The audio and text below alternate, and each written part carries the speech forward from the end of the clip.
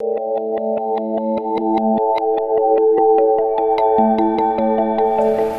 I was here earlier this morning and went up on the roof.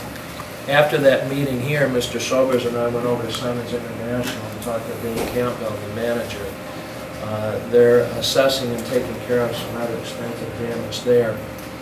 And you'll see where part of the roof ended up over here. We did offer to make available space at Hanchett's for storage if the need arises for Simonds, although it's my understanding the Hanchett building itself has some water damage as well. But to help Simonds out in a tight spot that they find themselves in, if we can accommodate them at Hanchett's, we'll certainly make that available to them. So Mr. Sobers, I'll turn it over to you. Yeah, we're very fortunate. We have not had any problem here for the press with any of the treatment processes themselves. The integrity of the water is just as good as it's always been. The issue is roof and water damage across our electrical systems and whatnot at the plant.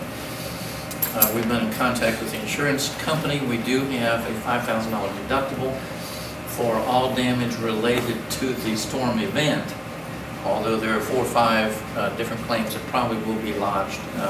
Some recreational, some water, some other kinds of things.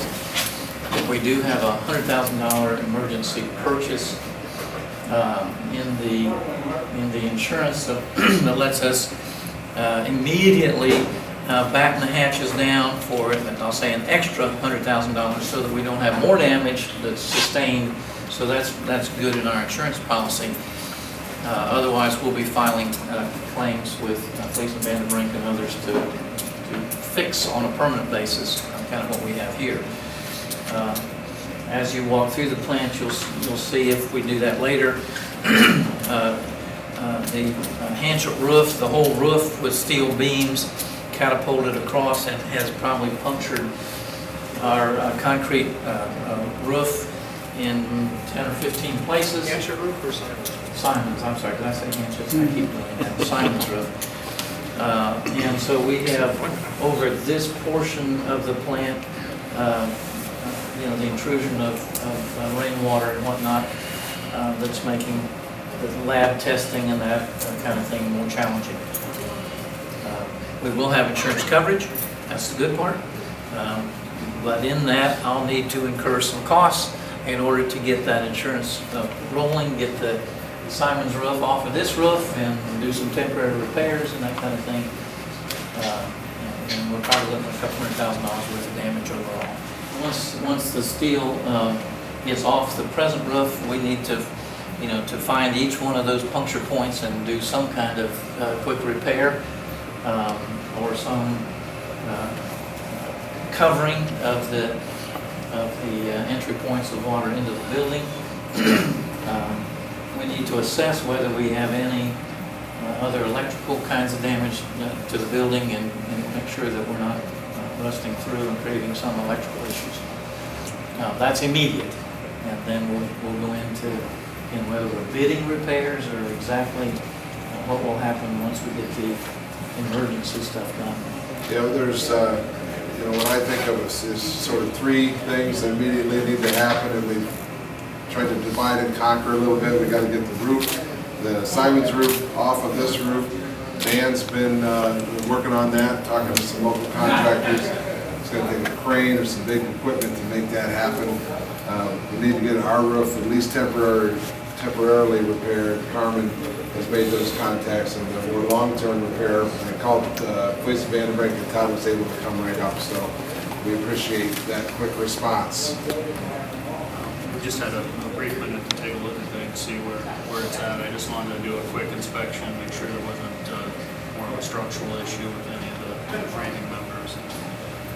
Here's the majority, like you said, was impact damage between joists and things. So a lot of rainwater infiltration.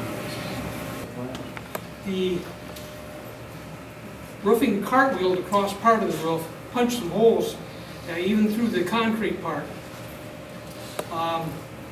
Most of it is sitting from this point on that way, and it took to get the sheet metal roofing, but it also pulled the beams that it was attached to underneath. And that's what's really done a lot of the damage. That's what's poked through the membrane and poked through it. The weight of the, sheer weight of it, it was one monolith, it was one piece, and it took our air conditioning off. Anything that was on the roof, vents, electrical, right off that way. So, that's in a nutshell. It rains outside, now it rains inside. Chairman, the mayor asked if electrical service had been restored to the facility. Negative. They're working on that now. But It's you're gonna running take a little on bit. a backup generator. Yeah. And with that, this building is operational. It's got, obviously got some structural and maybe some functional deficiencies now that it's operational. Is there any immediate threat to the water supply, the treatment of it, things of that nature? No, there's not. The well house is also on a generator right now. There's 3 legs to the current going out there, and one's very high, and 2 of them are real low. They all have to be 480, and so the generator continues to run over there. Nope, everything's doing exactly what it was designed to do.